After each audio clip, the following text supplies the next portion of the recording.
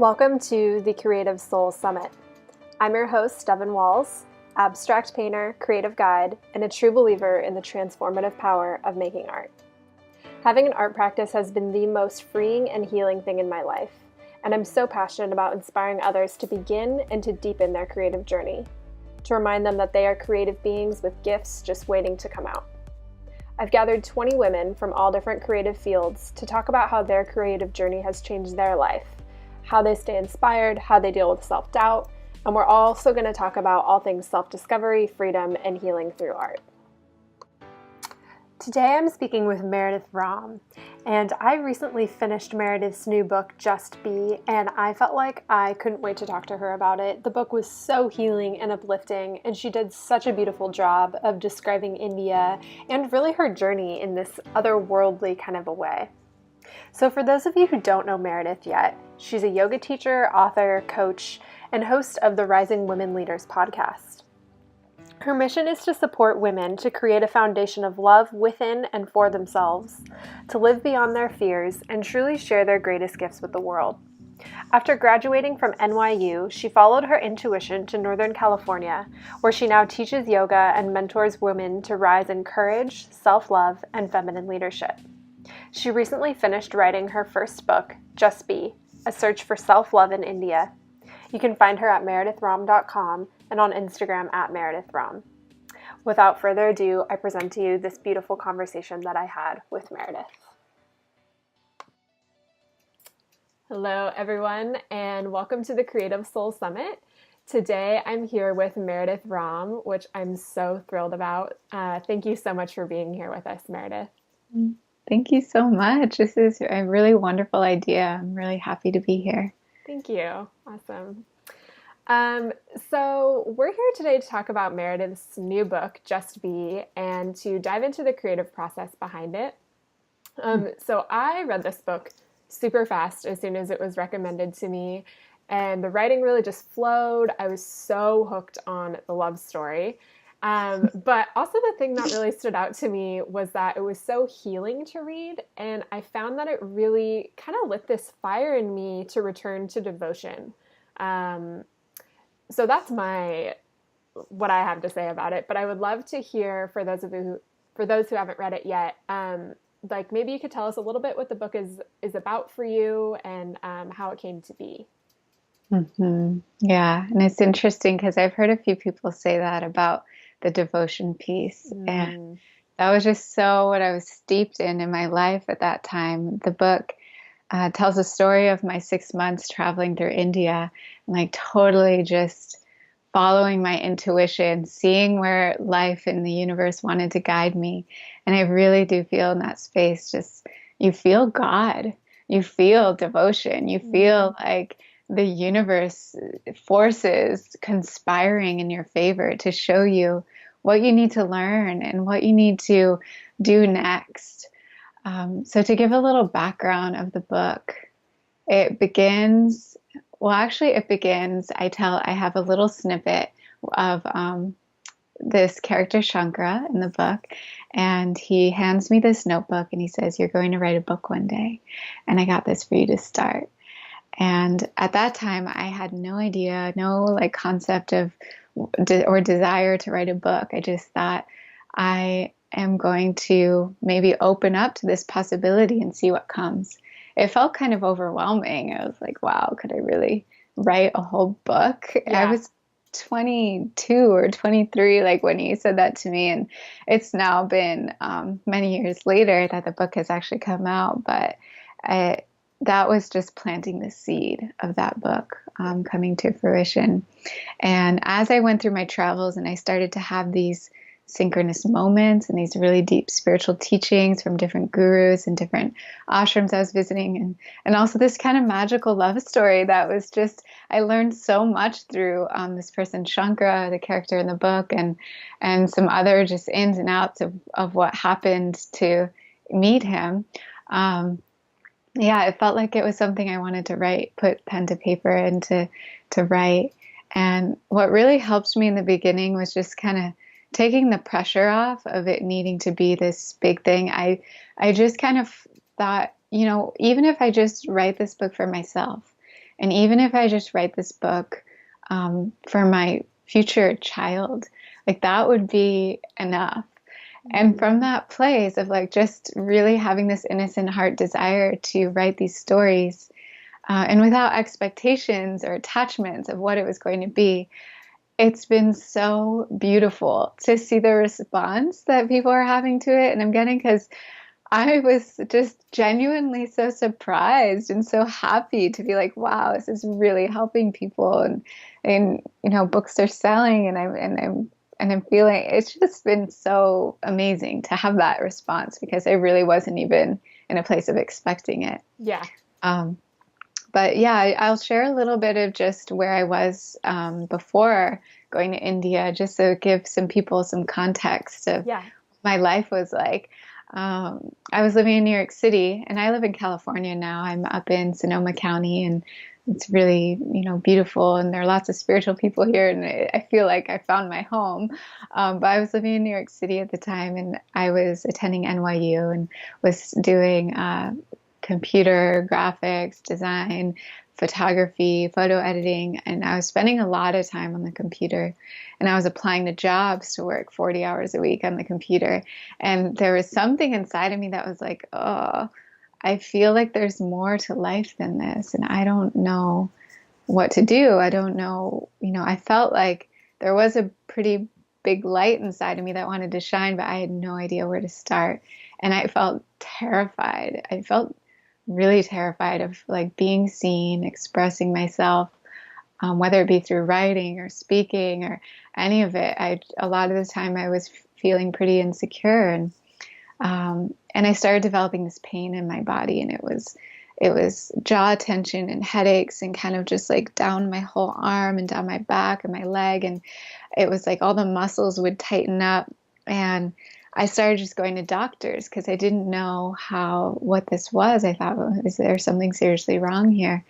The doctors did all these tests, and they were like, okay, well, we can't find anything really wrong, but here, try these muscle relaxants. Here, try these painkillers. Here, try antidepressants. And I really saw that was, our society is so quick to numb out our symptoms and not really ask what's going on at the root of the problem. Yeah.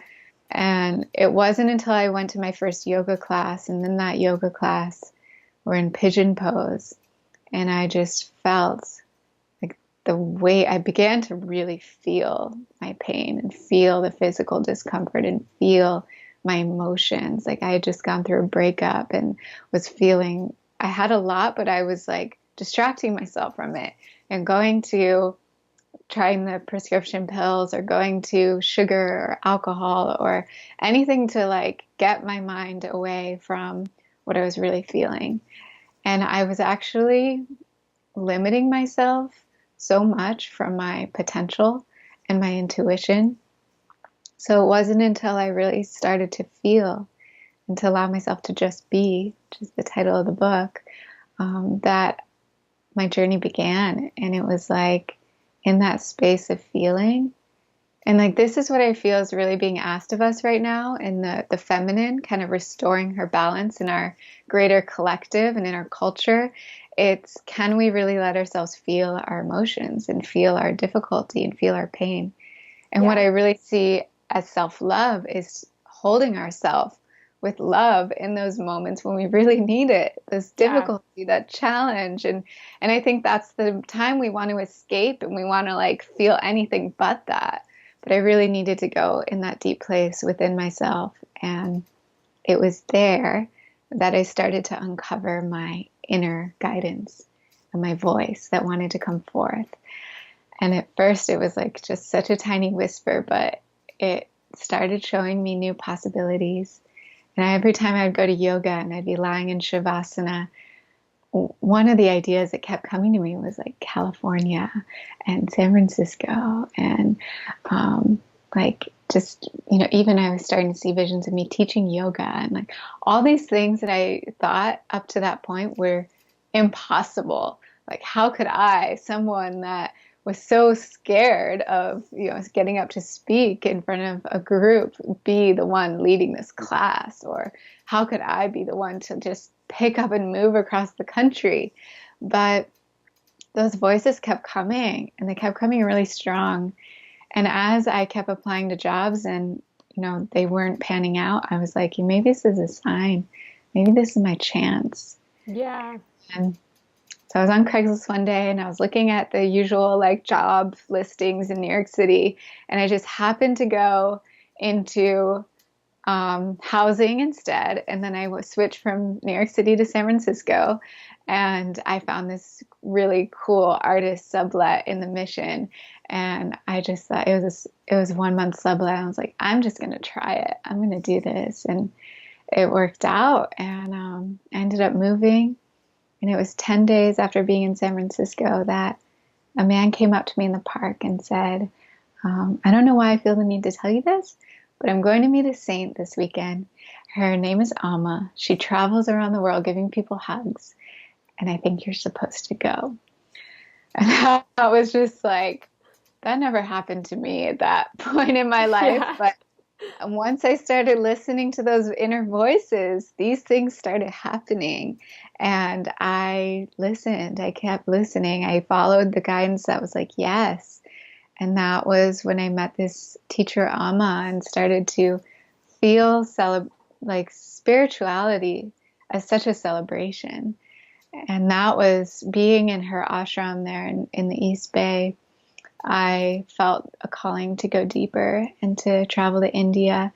And it was only a few months after that I was on my flight to go to India and to begin my journey of what is now in this book. Yeah. There's so many amazing pieces within that story. And a huge one that has been so important, on my journey as well, is this like learning how to feel and you never really get comfortable with the pain, but with sitting with it and seeing what's there. And I've noticed, and it seems like this was somewhat of a key for you as well, how when we do that, like you said, a lot of your potential and a lot of your intuition and wisdom is there as well. And that's a piece I think is really important to the creative process. It's like almost two sides of the same coin. And I'm wondering if you've noticed that in terms of like opening up to your feeling, also in where it's uncomfortable has also opened you up to your creative abilities as well. Yeah. Yeah, I feel like those places of depth, like in our pain, can actually be so much beauty, so much just, that depth and being able to feel that deeply. I feel like, think of all the artists in the world who have created such amazing work from that place of really being able to feel the depths of their emotion.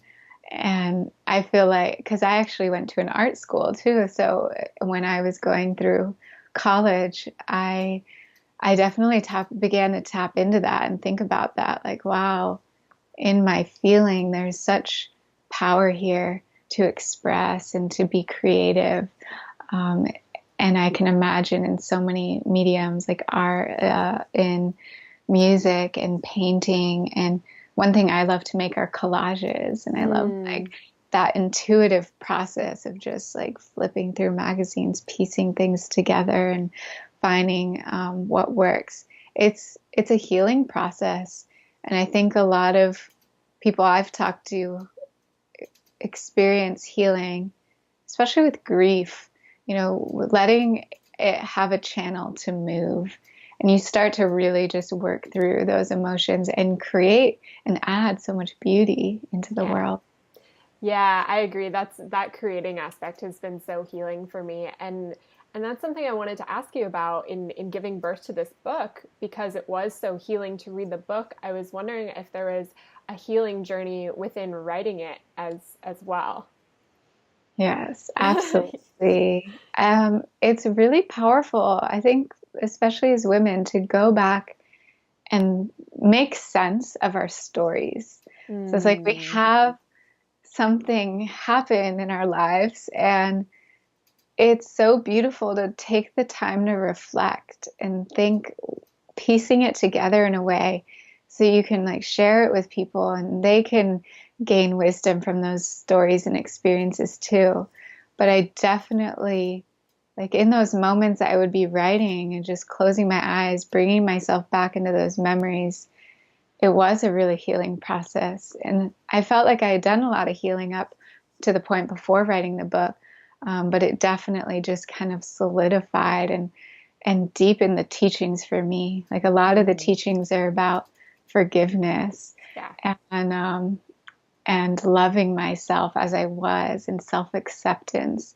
So as I was going through that writing and feeling those emotions and remembering those times and really kind of just like, wow, yeah, and then this happened and this happened and I could almost relive it in a way from a higher perspective of being a little bit farther away from it. That really helped me, I think, in the healing process and just that in and of itself was such a beautiful reason to write the book. And I really encourage women who I've had women, one of the greatest gifts of writing this book is women coming to me saying, I have had a book inside of me for so long, and now I feel like I can do it. Like seeing you do this makes me feel like I can do it. And there's a fresh inspiration, or this dream I've had that's been sitting on the shelf gathering dust for years.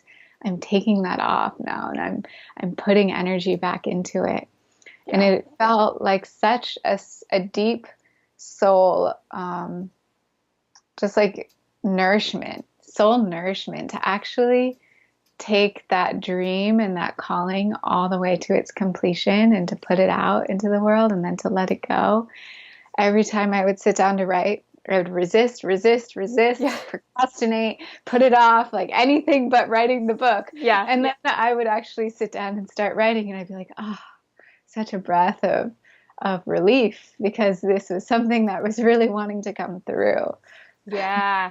I was wondering about that in terms of writing a book, which is like, it's such this like big project, which to a lot of people feels really daunting. I've certainly never done anything that's such a long-term commitment.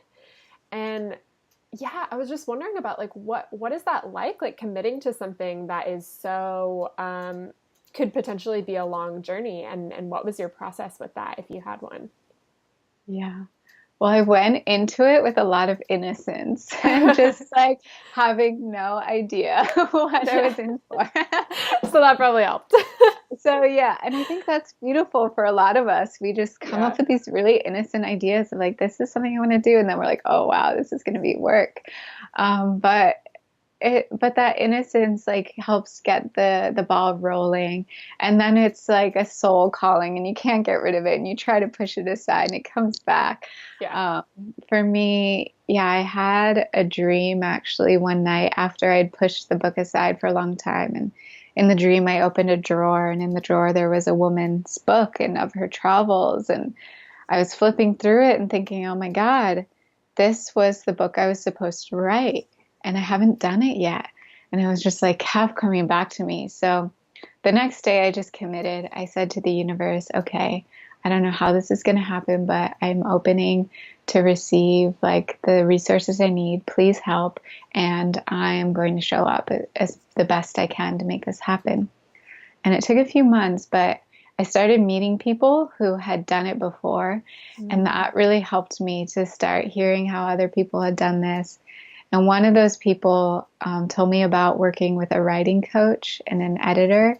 And it was someone that she would hold her accountable. And it was like a person to talk through the whole process and form the book as she was writing it. And I was like, wow, that sounds really great. I would love some guidance and have some help with this.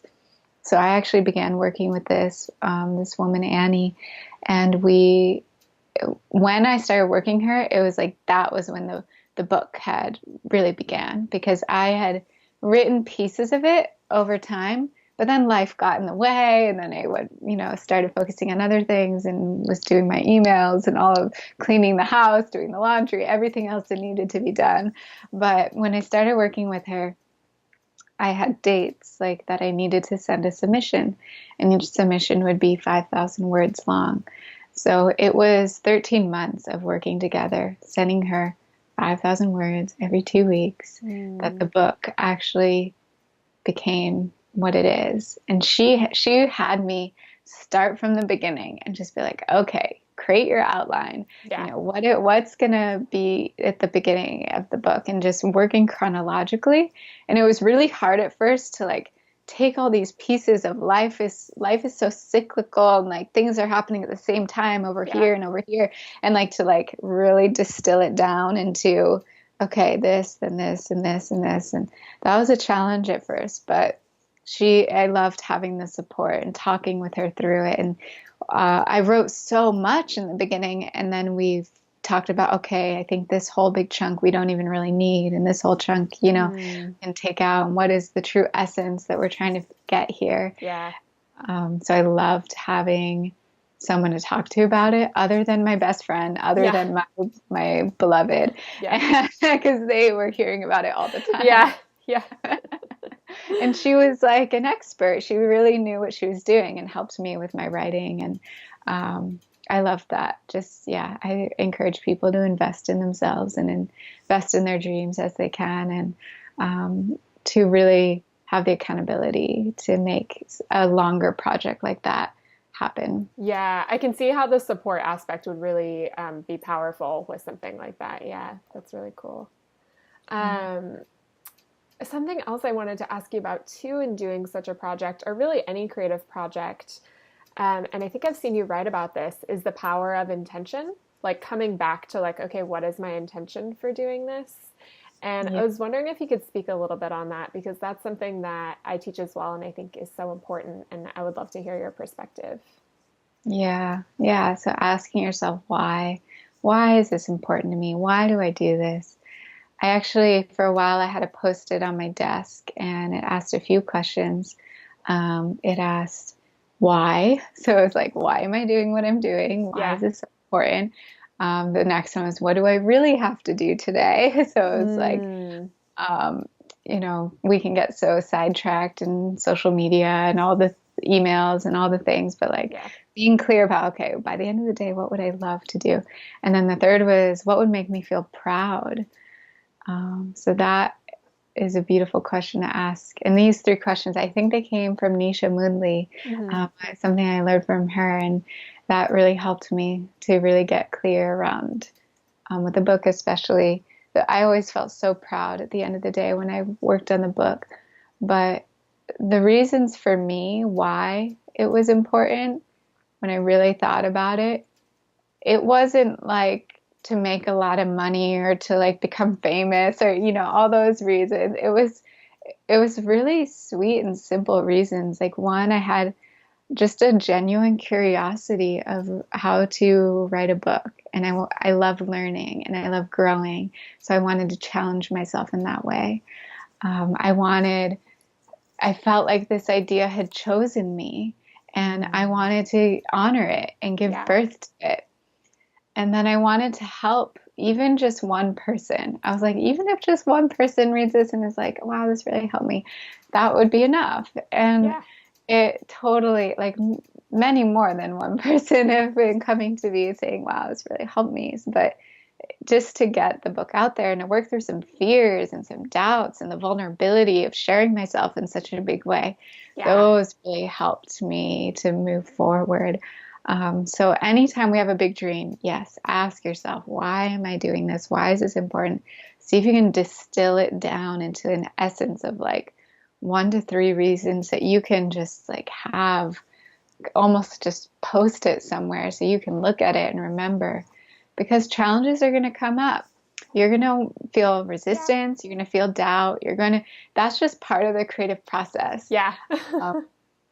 I love that I have this teacher, Casey Baker, and she told this story that she was birthing her baby, and she turned to her midwife at one point, and she was just like, I can't do it. I have no idea how this is happening. I cannot do this. Yeah. And the midwife just looked at her and was like, Casey, you are doing this. Yeah. And she realized, like, whoa, whether it's birthing a baby or birthing a dream, doubt is a natural part of the creative process. Doubt is going to be there right up against, whatever your dream is, and you just have to learn to work with it and move through it. And she birthed her beautiful baby, healthy baby, and it all worked out, but she just had to learn how to work with those voices. Yeah, working with those voices is huge in the creative process. I don't know what it is about putting yourself out there, and making something out of nothing, but it just brings all that stuff up. Yeah, which is something I wanted to talk to you about anyway. Yeah. So, what advice do you have for people when those voices come up, if you have any? Hmm. Well, of course, come back to your why. Yeah. Um, one thing I think could be good is even just trying to communicate with those voices a little. Just be like, oh, I see you're here.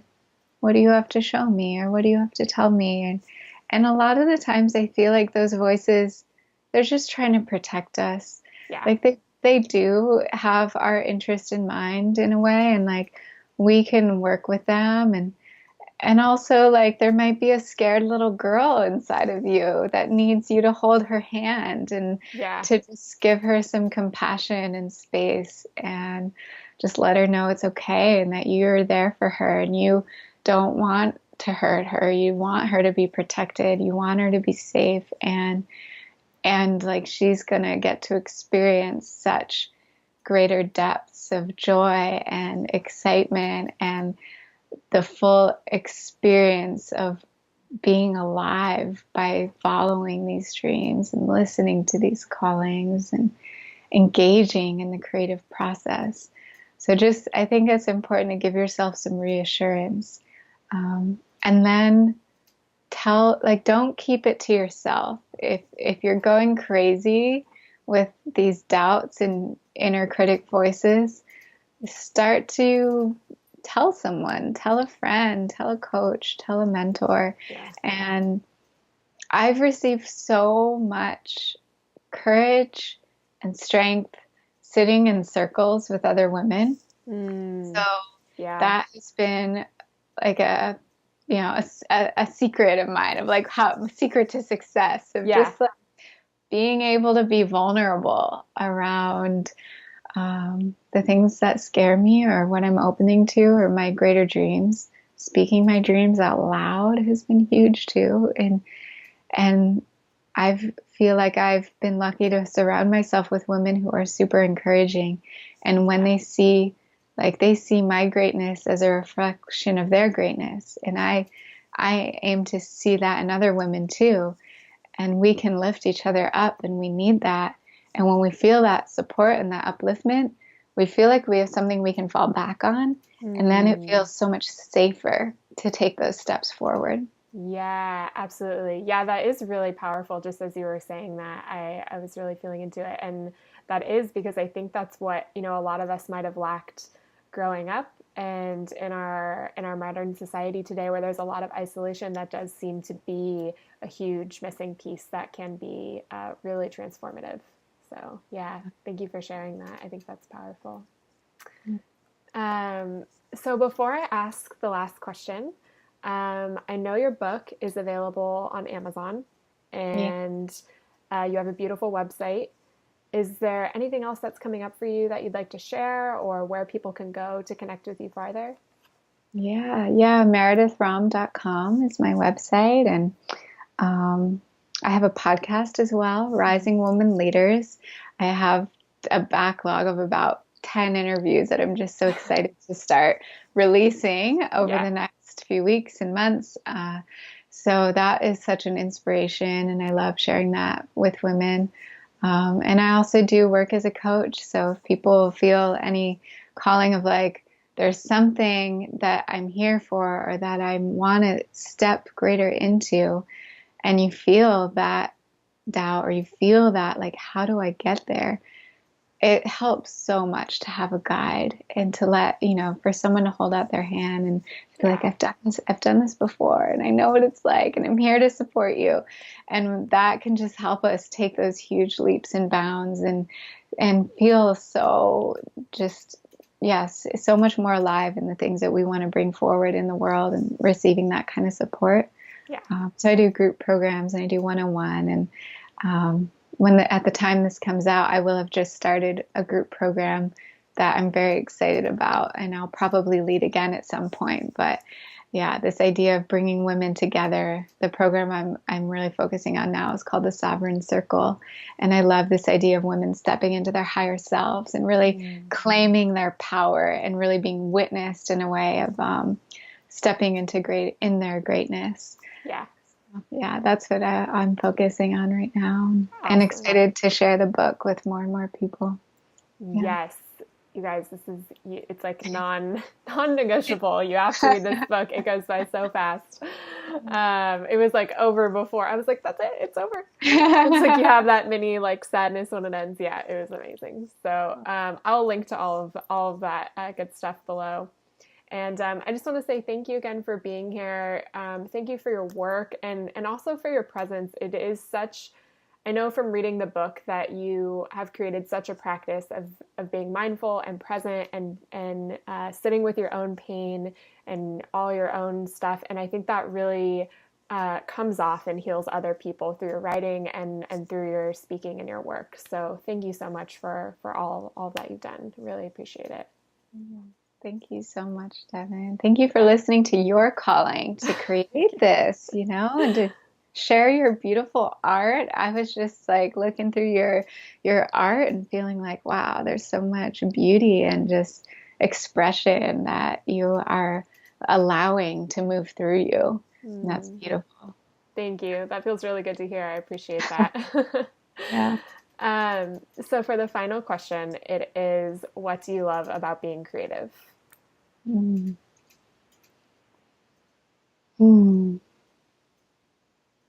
Yeah, it allows me to experience more of myself. Yeah. Yeah, just, those moments of feeling alive and feeling like there is something we're here for. And there's beauty in that, and just getting to experience our creativity. And I think what's coming to me is like, I don't know if you've ever done a cacao ceremony, but I haven't, but it's like they're everywhere. I keep hearing about them, but I don't know what they are. Yes, connect with my friend Sina, who's just like sharing cacao so beautifully right now. But the moment of like, it's a heart medicine, and I feel like the times I've done that, I feel it's a good metaphor for just like the creativity and tapping into our hearts and opening our hearts and but like that feeling of just like, I'm in my heart and I have so much to share and I'm excited about life. That's what I feel like creativity, opens for us. And I love that. So experiencing more of myself, experiencing more of life, and saying yes to it. Yes, I totally agree. Beautiful answer. Thank you so much for being here, Meredith, and I hope we get the chance to connect again soon. Yes, thank you. Yeah, bye everyone.